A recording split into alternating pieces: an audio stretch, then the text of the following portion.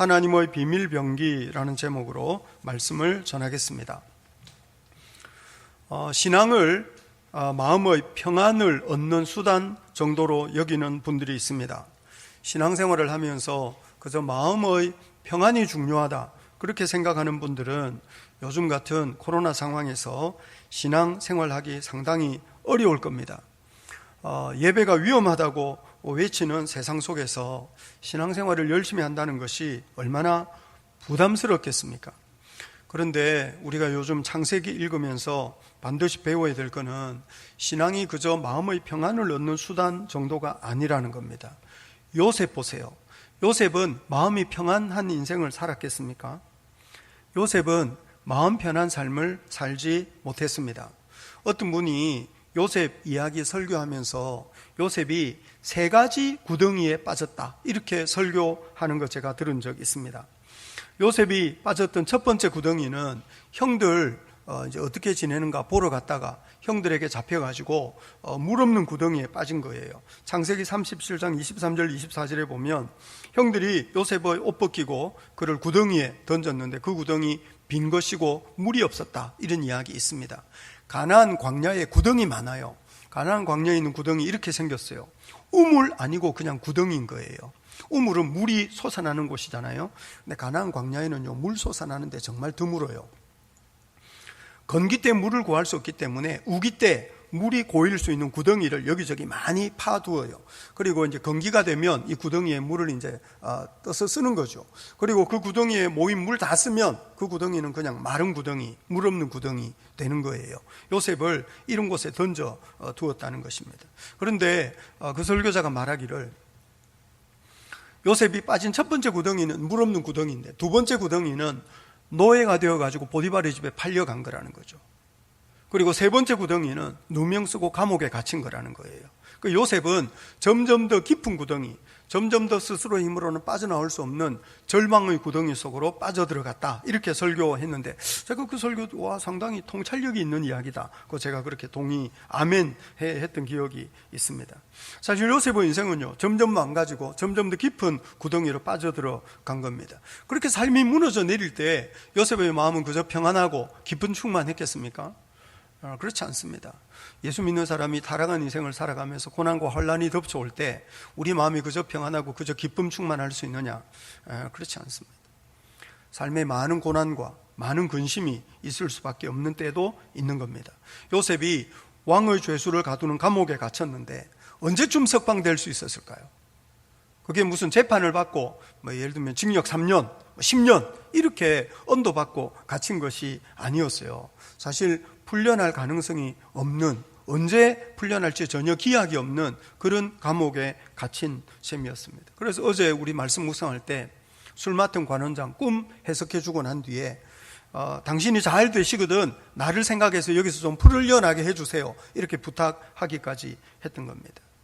제가 말씀드리는 것은 신앙이 단지 마음의 평안을 얻는 수단 아니라는 겁니다. 마음의 평안 없이 살 수밖에 없는 그런 상황도 있을 수 있다고 하는 겁니다. 그런데 우리 시대에 많은 사람들이 신앙을 그저 마음의 평안을 얻는 수단 정도로 생각합니다. 마음이 편안하지 못하면 신앙생활 더 하기가 쉽지 않아요. 심지어 어떤 사람들은 신앙을 그저 복을 받는 수단으로 여기는 분들도 있습니다. 신앙을 복을 받는 수단으로 여기면 복을 받지 못할 때도 문제가 되지만 복을 받아도 문제가 됩니다. 복을 받는 수단으로 여기게 되면 신앙생활을 열심히 하면 할수록 우상 숭배하는 사람 되기 쉽습니다.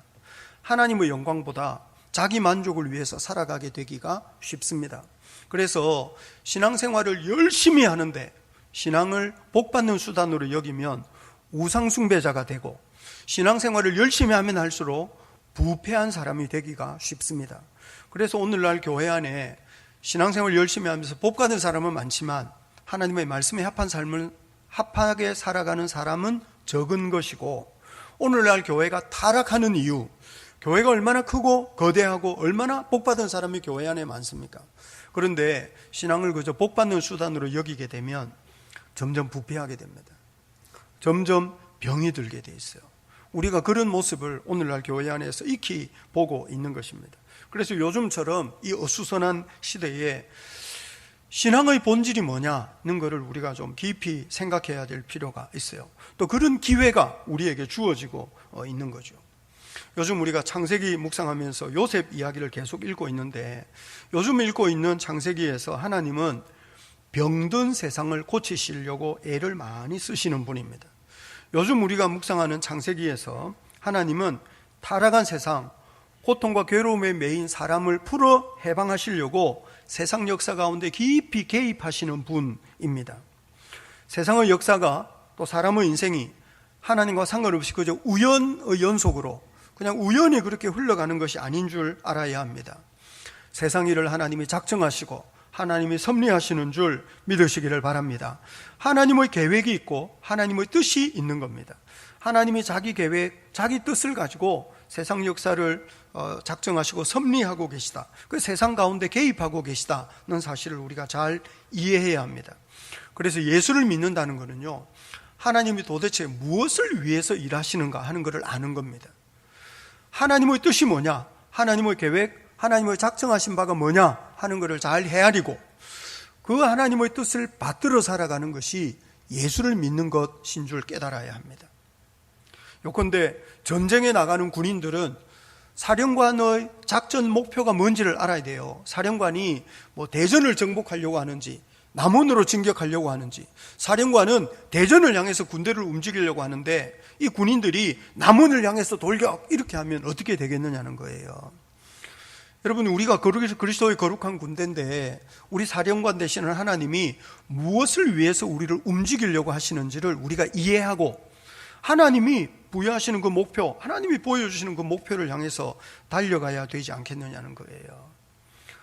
세상을 창조하신 하나님이 이 타락한 세상, 병든 세상을 고치고 치료하고 회복하려고 하시는 분인 줄 알아야 합니다. 세상을 창조하신 하나님이, 우리 인생을 지으신 하나님이 타락한 세상에서 고통에 짓눌려 신음하는 영혼을 풀어 해방하시고 구원하시려고 애를 많이 쓰시는 분인 줄 알아야 합니다. 그래서 하나님이 하고 싶어 하시는 일을 하면서 살아야 돼요. 하나님이 하고 싶어 하시는 그 꿈을 이루어 드리는 일에 우리가 쓰임받는 일꾼이 되는 것이 얼마나 중요한 일인지 모릅니다. 오늘 본문 보세요. 창세기 41장 보면요, 하나님이 애굽 왕 바로에게 7년 흉년 올 거다는 것을 미리 예고하세요. 오늘 본문에 애굽 왕 바로가 2번 꿈을 꿔요. 연거푸, 아주 아름답고 살진 7암소가 올라와가지고 딸 뜯어먹고 있는데, 흉하고 아주 말라빠진 그런 아주 흉하고 파리한 다른 7염소가 올라와가지고 그 아름답고 살진 7소를 이제 다 뜯어먹었어요. 소가 소를 어떻게 먹나요? 그런데 꿈을 꾼 거예요. 아주 무성하고 충실한 7이삭 나온 뒤에 아주 동풍의 마른, 가늘고 삐쩍 마른 그런 7이삭이 일어나가지고 그 마른 7이삭이 아주 무성하고 충실한 7이삭을 다 집어삼켰어요. 곡식이 어떻게 곡식을 집어삼키나요? 그런데 꿈을 꾼 거죠. 연거푸 2번 꿨어요. 하나님이 닥쳐올 7흉년, 7배 흉년에 대해서 미리 예고하시는 거죠. 하나님이 왜 애굽 왕 바로에게 앞으로 아주 잔혹한 흉년이 밀려닥칠 거다는 것을 왜 미리 예고하시고 왜 미리 보여주시겠습니까? 하나님은 타락한 세상, 비록 죄인으로 가득한 세상이어도 고통 가운데 무너지는 거 좋아하지 않으세요. 하나님은 잔인한 7해 흉년이 밀려올 거다.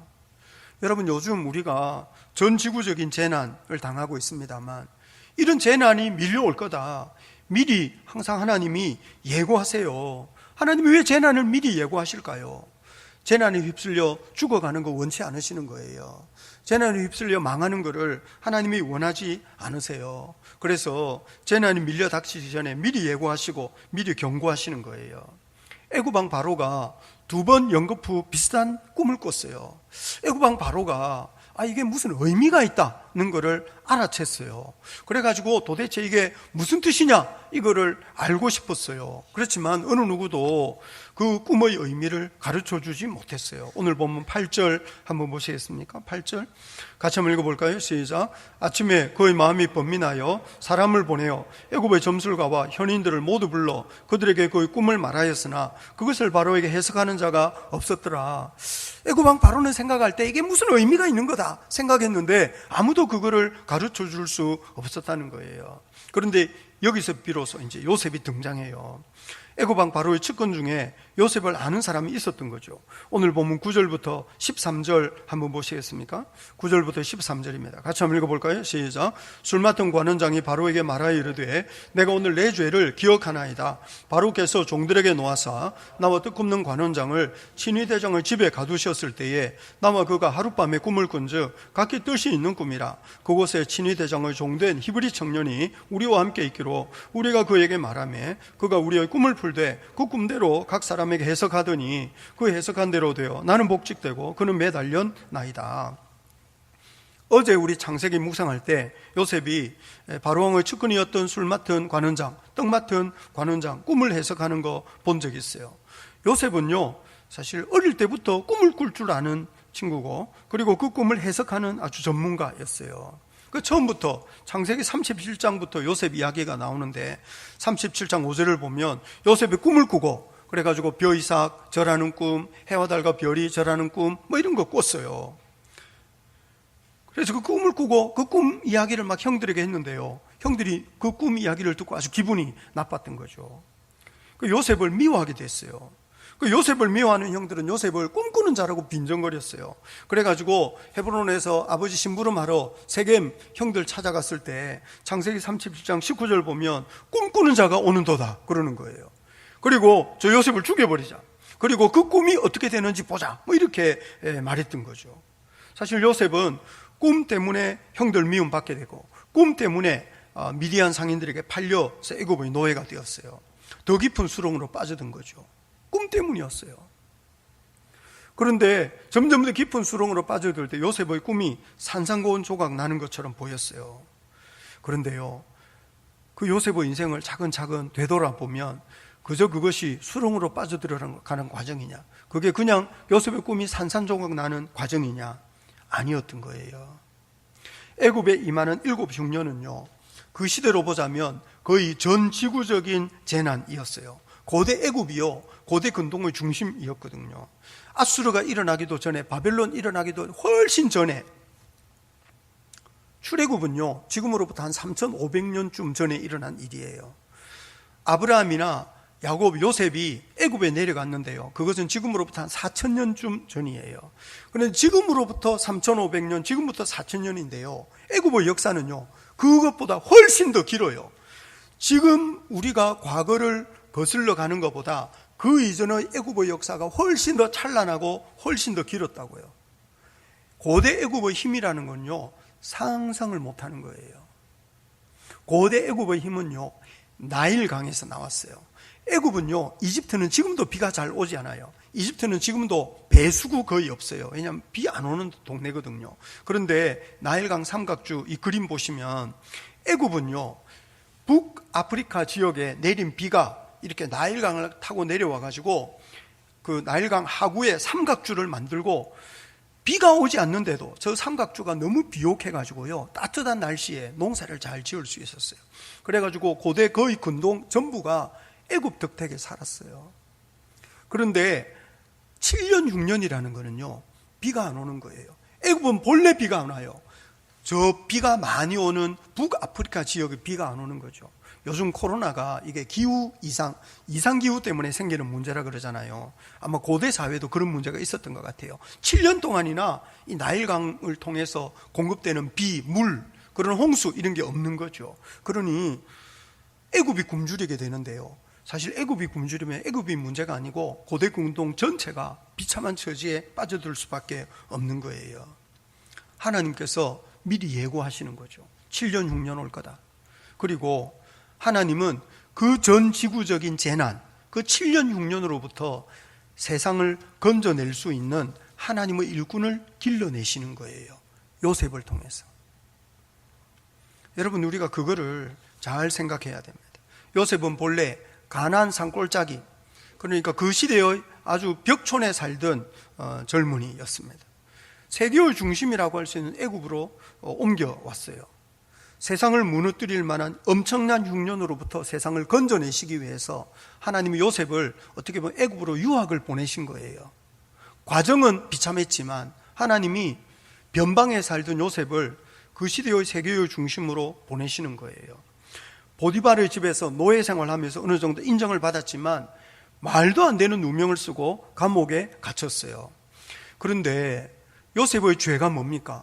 요셉의 죄는 주인의 아내를 겁탈하려고 했던 일종의 강간 미수범이에요. 그런데 왜 보디발은 요셉을 죽여버리지 않았을까요? 고대 사회의 노예에게 무슨 인권이 있었을까요? 요셉을 살려둘 만한 무슨 가치가 있었을까요? 사실 그거 여러분 그거 중요한 문제입니다. 우리는 성경 읽으면서 요셉이 그냥 감옥에 갇혔다 그러는데 요셉의 죄에 비하면 벌이 너무 가벼운 거예요. 그리고 요셉의 신분에 비하면 요셉이 죽지 않고 살아남았다는 것은 거의 기적에 속한 일이에요. 여러분 우리가 사는 것이 기적인 줄 믿으시기 바랍니다. 사는 것이 기적입니다. 하나님이 우리를 살려두시는 것이 기적입니다. 요셉이 죽임당하지 않고 살아남았다는 것은 큰 기적입니다. 여러분 그래서 우리가 사는 것이 기적인 줄 알고 사는 것을 중요하게 생각해야 됩니다. 살아만 있으면 어떤 위기 가운데서도 빠져나올 기회가 있어요. 그러니 죽음 좋아하지 마세요. 죽지 마세요. 살아남으세요. 살아있는 것이 사명인 줄 알아야 됩니다. 요셉이 왜 죽임을 당하지 않았을까? 보디발은 왜 요셉을 살려두었을까? 어쩌면 보디발 아내가 요셉을 유혹하고 가지고 놀라고 그랬는데요, 처음이 아니었을 가능성이 있어요. 아마 보디발은 자기 아내가 그 난잡한 여인인 줄 알았을 가능성이 있다고요. 그래서 보디발이 생각할 때 요셉은 어쩌면 누명을 쓴 거다 이렇게 생각했는지도 모르겠어요.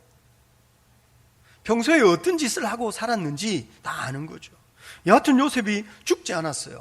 그런데 왕의 죄수를 가두는 감옥에 갇힌 거죠. 겉으로 볼 때는요, 이게 뭐 거의 빠져나올 수 없는 수렁으로 밀려든 것처럼 보여요. 그런데요, 이 감옥이요, 그냥 보통 감옥이 아니고 왕의 죄수를 가두는 감옥이었어요. 왕의 죄수가 누굴까요? 왕의 죄수는요, 강간 미수범 이런 거는 왕의 죄수가 아니에요. 무슨 사기치고 도둑질하고 이런 잡범들이 갇히는 곳이 아닌 거예요. 왕의 죄수는요, 주로 정치범, 귀족 이런 사람들이죠. 그리고 그 감옥에서 요셉이 옥중 죄수들을 돌보는 일을 했어요. 그래서 창세기 엊그제 묵상했던 40장 2절부터 4절에도 술 맡은 관원장, 떡 맡은 관원장에게 노해가지고 친위대장을 집 안에 있는 옥에 가두었는데 요셉이 갇힌 곳이었다 이렇게 말해요. 그리고 그 친위대장이 요셉에게 술 맡은 관원장, 떡 맡은 관원장을 수종들도록 한 거죠. 떡 맡은 관원장, 술 맡은 관원장은요, 그냥 요리사가 아니에요. 고대 사회에서 가장 가까운 왕의 측근, 왕이 가장 의지하는 사람이 누구냐 하면 먹을거리 관리하는 사람이에요. 고대 사회에 왕을 이렇게 어떻게 해버리기 제일 쉬운 방법은 음식에 독을 타는 거였거든요. 그 왕은 자기가 가장 신뢰할 수 있는 사람에게 먹을 거를 관리하게 맡겼다고요. 그러니 우리 느헤미야도 술 맡은 관원이거든요. 왕의 측근인 거예요. 가벼운 사람들이 아니에요. 이 사람들은 정말 중요한 애굽의 귀족이에요. 그런데 요셉이 그런 사람들을 돌보면서 그런 사람 수종들면서 지낸 거죠. 저는 이것이 하나님의 어떤 신비에 속한 일이라는 생각해요. 요셉이 애굽의 총리가 되었는데요, 요셉이 총리가 되었을 때 어떻게 총리를 할 수 있었을까요? 이를테면 박용태 목사에게 대통령을 하라 이러면 제가 할 수 있을까요? 그거 아니라도 무슨 전주시장을 해라 내지는 뭐 국회의원을 해라 이러면 제가 할 수 있을까요? 여러분, 저는 목회는 해도요 그런 거 못합니다. 왜냐하면 전혀 다른 일이에요. 노예가 총리가 되면 총리직을 수행할 수 있을까요? 거의 불가능한 일입니다. 그거는 할 줄 아는 지혜와 할 줄 아는 능력이 필요한 거예요. 요셉이 어떻게 총리직을 할 수 있었을까요? 저는 창세기 읽을 때마다 요셉이 감옥에서 일종의 제왕 수업을 받은 것이 아닌가 하는 생각이에요. 왜냐하면 요셉이 애굽에서 만난 사람들이 다 그런 귀족들인 거예요. 정치범들이에요. 정치범이라는 거는요, 애굽의 정치, 경제, 문화에 대해서 다른 생각을 가진 사람이죠. 간신은 감옥에 안 와요. 충신이 감옥에 오죠. 왕이여 아니되옵니다 이렇게 말할 줄 아는 사람이 오는 거예요. 신영복 교수라는 분이 있는데요, 이분 지금은 돌아가셨지만 이분이 쓴 책이 많아요. 근데 그 신영복 교수, 이분이 정치범으로 한 20년 감옥 생활했거든요. 근데 신영복 씨가요, 우리 한학의 전문가가 됐어요. 이분이 서예해요. 그래가지고 이분이 쓴 글이 얼마나 글씨가 있어요. 그런데 신영복 씨가 자기 인생의 대학이 감옥이었다고 그래요. 이분이 대전교도소에 있을 때요, 저기 좀 연세 많으신 분이 노촌 이구영 선생이라는 분이에요. 이분은 제천 출신이고요, 의병 집안이에요. 그리고 한학자였어요. 근데 이분이 일제시대 독립운동하면서 사회주의와 접하게 되고, 그리고 한국전쟁 때 북한 넘어갔다가 나중에 이제 남파간첩이 돼서 왔어요. 남파간첩 돼가지고 우리나라에 와서 활동하고, 여기 군산 어디인 걸로 제가 기억하는데, 이분이 이제 접선해서 북한으로 넘어가려다가 남파간첩 와서 일 끝내고 북한 넘어가려다가 잡혔어요. 접선이 안 됐죠. 접선이 이제 군산 앞바다에서 만나서 이제 넘어가려고 했는데 접선이 안 되고 도망치다가 부산 어디에서 일제시대 때 자기를 고문한 경찰을 만났어요. 우리나라 왜 친일 청산이 안 돼가지고 독립군 잡으러 다녔던 그 일본 경찰이 이제 해방 이후에 경찰이 됐거든요. 그래서 이분이 어디 숨어 있다가 딱 경찰을 만났는데 일제시대 때 자기를 고문했던 경찰이에요. 그래서 이 사람이 도망 못 가고 잡혔어요. 그래가지고 저분이 장기수가 돼가지고 오래 감옥에 있다가 나중에 석방됐거든요. 근데 여하튼 이 신영복 교수가 감옥에서 노촌 이구영 선생을 만나가지고요, 한학을 배웠어요. 서예 배웠다고요. 대전교도소에서. 그래서 그 신영복 교수가 감옥이 내 인생의 대학이었다 그래요. 요셉이 애굽 보디발의 집에 있는, 신위대장 보디발의 집에 있는 감옥에서 귀족들을 수종들면서 귀족들이 하는 이야기를 들었겠죠. 귀족들의 대화를 옆 귀 넘어 듣고 귀족들을 알게 됐겠죠. 왕의 저수들을 알게 된 거예요. 그래서 왕의 술 맡은 관원장을 알게 된 거예요. 인맥이 형성이 된 거죠, 따지면. 여러분, 하나님께서 요셉을 기르신 겁니다. 하나님이 요셉을 길러내신 거예요. 요셉이 인생의 배후에 하나님의 손길이 있었다는 사실을 기억해야 됩니다.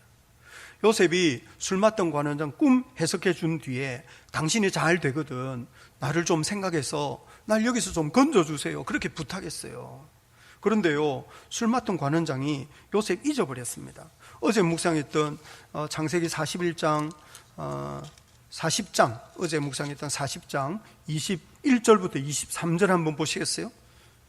창세기 40장 21절 23절 같이 한번 읽어볼까요? 시작. 바로의 술 맡은 관원장은 전직을 회복하며 그가 잔을 바로의 손에 받들어 드렸고, 떡 맡은 관원장은 매달리니 요셉이 그들에게 해석함과 같이 되었으나 술 맡은 관원장이 요셉을 기억하지 못하고 그를 잊었더라. 술 맡은 관원장이 은혜를 배신한 거예요. 당신이 잘 되거든, 나를 좀 기억해서 나를 좀 구해주세요, 나는 여기 감옥에 갇힐 만한 죄 지은 적 없어요, 이렇게 부탁했거든요. 그런데 술 맡은 관원장 요셉을 잊었어요. 그리고 2년이 지난 거죠. 여러분, 아마 요셉은 술 맡은 관원장이 전직을 회복할 거다, 아주 높은 자리에 다시 앉게 될 거다, 나 정도 구해주는 것은 일도 아닐 거다, 그렇게 생각했을 것이고, 이제나 저제나 석방 소식이 올까 기다렸겠죠. 2년이 지났다고요. 2년은 요셉의 희망이 절망으로 바뀌기 충분한 시간입니다. 여러분, 그런데요, 술 맡던 관원장은 요셉을 잊어버렸지만 하나님은 요셉을 잊어버리지 않았어요. 요셉의 희망이 절망으로 바뀌었는지는 몰라도 하나님은 요셉을 위해서 더 좋은 계획을 가지고 계셨어요. 우리가 인생을 살아가면서 내가 원하고 기대하는 바가 내가 원하고 기대하는 대로 이루어지지 않을 수 있습니다. 그렇지만 언제나 하나님의 때가 있는 줄 믿으시기 바랍니다. 하나님의 때가 있는 줄 믿으시기 바랍니다. 쉽게 절망하지 마세요. 술 맡은 관원장이 요셉을 구해줬으면 어떻게 됐을까요? 요셉이 어디로 갔을까요? 술 맡은 관원이 요셉 구해줬으면 요셉이 보디발의 집으로 다시 돌아가서 노예 생활 시작했을까요? 아니면 고향으로 돌아갔을까요? 사실 우리가 그거 상상할 수 없습니다. 그런데 여하튼 하나님은 우리 인생에 대해서 내 생각, 내 기대, 내 소망보다 더 좋은 계획을 가지고 계신 거예요. 술 맡은 관원이 요셉을 잊어버렸지만 하나님 요셉을 잊어버리지 않으시는 거예요. 그래서 결정적인 순간에 요셉이 등장해요. 오늘 본문에 요셉이 등장하는 거죠. 그런데 성경은요, 이 모든 과정이 요셉을 연단하시는 하나님의 손길이었다고 말해요. 시편 105편 16절부터 19절에 이런 말씀이 있어요. 같이 한번 읽어볼까요? 시작. 그가 또 그 땅에 기근이 들게 하사 그들이 의지하고 있는 양식을 다 끊으셨도다. 그가 한 사람을 앞서 보내셨으며 요셉이 종으로 팔렸도다. 그의 발은 착고를 차고 그의 몸은 쇠사슬에 매였으니 곧 여호와의 말씀이 응할 때까지다. 그의 말씀이 그를 단련하였도다. 하나님이 요셉을 단련하신 거예요. 하나님의 말씀이 응할 때까지 요셉은 얽매인 인생, 묶인 인생, 꿈이 깨어진 인생, 수렁에 빠진 인생, 절망 속에 빠진 인생처럼 보였지만 하나님이 요셉을 단련하셔서 하나님의 때에 요셉을 일으키셨다고 하는 거죠. 요컨대 요셉은 7년 6년 때문에 무너져 내릴 세상을 살려내시기 위해서 하나님이 준비하신 하나님의 비밀병기였던 거예요. 요셉은 위대한 사람 아니었습니다. 요셉은 엄청난 능력을 가진 사람 아니었습니다. 그렇지만 하나님은 7년 6년으로부터 세상을 구해낼 만한 하나님의 사람을 길러내고 계셨던 거죠. 요셉을 통해서 온 세상을 살려내려고 하셨던 것입니다. 여러분, 우리 삶에 위태롭고 불안한 상황이 이어질지라도 살아계신 하나님이 우리를 기억하시고 우리 인생의 걸음을 인도하시는 줄 믿으시기를 바랍니다. 하나님이 우리 인생을 다듬으시는 거예요. 고난과 환난 속에 빠져 있다고 해서 하나님은 우리를 잊었구나, 하나님이 나를 잊었구나, 그렇게 생각하는 것은 대단히 어리석은 일입니다. 삶이 수렁으로 빠져들고 꿈이 깨어졌지만 하나님이 요셉을 잊어버리지 않으신 거예요. 그래서 우리 삶이 어둠으로 가득 차 있다 손치더라도 하나님을 생각할 줄 알아야 합니다. 이사야 50장 10절에 이런 말씀이 있습니다. 같이 한번 읽어볼까요? 시작. 너희 중에 여호와를 경외하며 그의 종의 목소리를 청종하는 자가 누구냐? 흑암 중에 행하여 빛이 없는 자라도 여호와의 이름을 의뢰하며 자기 하나님께 의지할지어다. 우리가 인생을 살아가면서 흑암 중에 행할 수 있습니다. 사망의 음침한 골짜기를 지날 수 있어요. 그렇지만 흑암 중에 빛이 없는 그 순간에라도 하나님을 생각하고 하나님을 의지하고 하나님의 말씀을 붙잡고 살아갈 줄 아는 그것이 믿음인 줄 알아야 합니다. 위태롭고 참 위험한 세상에서는요, 사람들이요 소심해지기가 쉬워요. 자기 앞가림하며 살기 쉽습니다. 여러분, 그렇지만 위험하다고 해서 늘 자기 앞가림만 하는 것은 대단히 어리석은 일입니다. 요셉 보세요. 수렁으로 빠져들어요. 요셉 보세요. 점점 더 깊은 절망으로 빠져들어요. 그런데 요셉은요, 어디에서나 세상에 복이 되는 삶을 살았어요. 자기 주변에 복이 되는 거예요. 보디발의 집에 노예 생활하면서도 보디발의 집에 복이 됐어요. 감옥에서 죄수 생활 언제 풀려날지 모를 그런 죄수 생활하면서도 주변 사람들에게 복이 되는 인생을 산 거예요. 예수 믿는 사람들이 여러분 세상에 복이 되는 인생을 살아야 되지 않겠습니까? 예수 믿는 사람이 세상에 복이 되어야 되지 않겠느냐는 거예요. 요즘 코로나 때문에라도 얼마나 많은 사람들이 어려움을 당하고 얼마나 많은 사람들이 불안해하는지 모릅니다. 예수 믿는 사람이 그 불안에 전전긍긍하는 것은 얼마나 부끄러운 모습입니까? 너무 불안해하지 말고 너무 소심하게 자기 앞가림하며 살지 말고 복이 되는 인생 살아야 돼요. 예전에는요, 전도할 때 와보라 그랬어요. 교회 오라고, 교회 오라고. 요즘은 교회 오라는 말 못하는 시대예요. 와보라, 이게 불가능해요. 불가능. 와보라, 불가능. 왜냐하면 정말 함께 모이는 거는 위험하거든요. 그러니 우리가 함부로 와보라 이렇게 말을 못해요. 그렇지만 우리가 와보라 할 수 없지만, 사랑하는 성도 여러분, 우리가 하나님이 부르신 곳, 하나님이 심으신 곳에서 우리가 교회가 될 수 있기를 바랍니다. 우리가 교회가 될 수 있기를 바랍니다. 여기에 모이자 할 수 없지만 하나님이 우리를 흩어놓으신 그 삶의 자리에서 우리가 복음의 증인이 될 수 있기를 바랍니다. 그래서 언제 어느 때나 하나님 생각하며 살아야 됩니다. 유혹이 많을지 모르겠어요. 인생에 유혹이 많겠죠. 유혹이 있을 때 하나님 생각하며 살아야 합니다. 우리 창세기 39장에 7절부터 9절을 보면 주인의 아내가 요셉을 유혹해요. 주인의 아내가 요셉을 유혹할 때 청년 요셉이요, 내가 어찌 이 큰 악을 행하여 하나님께 죄를 지으리까? 요셉이 하나님 생각한 거예요. 요셉이 아버지의 집에서 노예로 팔려왔다고요. 모든 꿈을 다 잃어버렸어요. 그 당시에 노예는 사람 대접 제대로 받지 못했어요. 자기 인생이 어떻게 풀려날지 몰라요. 그런데 현실적인 유혹이죠. 세상에는 현실적인 유혹이 있어요. 성적인 유혹도 있고요, 돈의 유혹도 있고, 명예의 유혹, 기타 등등 우리 인생을 무너뜨릴 수 있는 유혹들이 얼마나 많아요, 우리 주변에. 하나님이 우리를 잊어버린 것처럼 보이는 그런 상황, 하나님이 더 이상 우리를 돌보시지 않는 것 같은 그런 상황에서 요셉이 하나님 생각했다는 사실을 기억해야 됩니다. 창세기, 이번 주에 이제 영적 절인하면서 창세기 읽을 텐데, 여러분 창세기 읽으면서 잘 보세요. 아브라함, 이삭, 야곱은요 다 하나님의 음성을 개인적으로 들어요. 아브라함, 이삭, 야곱은 하나님께서 아브라함에게 이르시되, 하나님이 이삭에게 이르시되, 하나님이 야곱에게 이르시되, 이런 거 있다고요. 요셉은요 한 번도 없습니다. 요셉은 한 번도 개인적으로 하나님의 음성을 들어본 적이 없어요. 중요한 차이입니다. 남들은 다 하나님의 음성 들었대요. 남들은 다 하나님이 나를 기억하고 계시다, 하나님이 나를 사랑하신다, 이런 증거가 있대요. 근데 자기는 인생이 깨어질 뿐이에요. 꿈이 깨어지고 구덩이에 던져지고 수렁으로 빠져들 뿐이고, 희망이 점점 사라지고 점점 더 깊은 절망으로 빠져들 뿐이라고요. 흑암 중에 빛이 없는 거죠. 어려울 때 걱정하지 마, 내가 너와 함께, 뭐 이렇게 말씀하시면 위로라도 받겠는데, 요셉의 인생에는요 한 번도 하나님이 요셉에게 개인적으로 말씀하신 적이 없다. 그런데 요셉은 유혹을 받을 때 하나님 생각해요.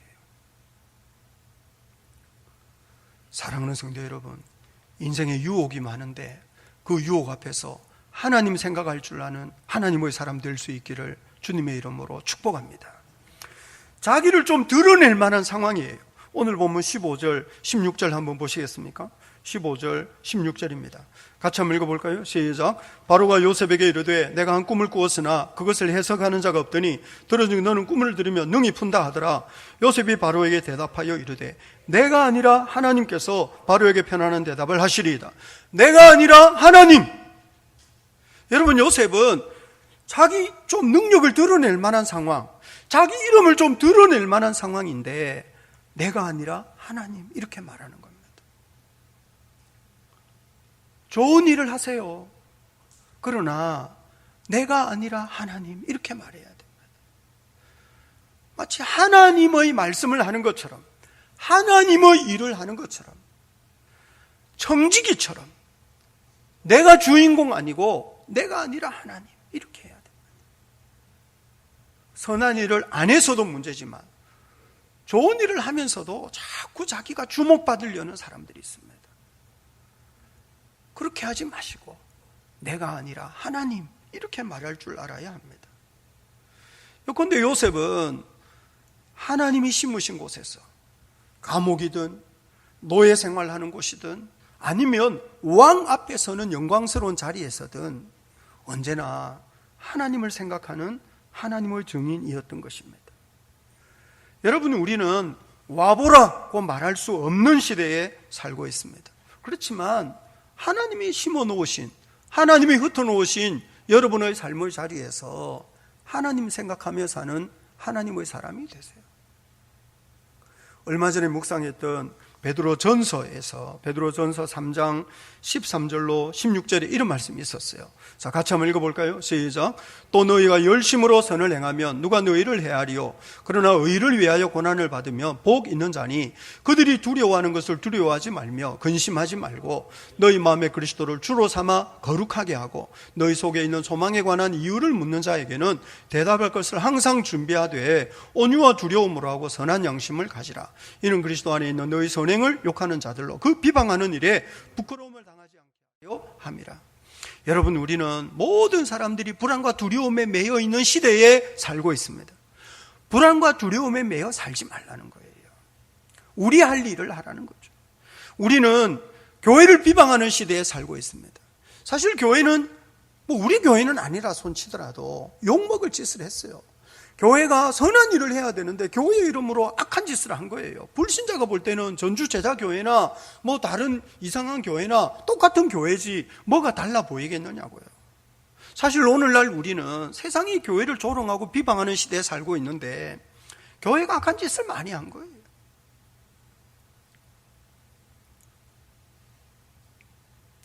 이런 시대에 우리가 어떻게 살아야 되겠습니까?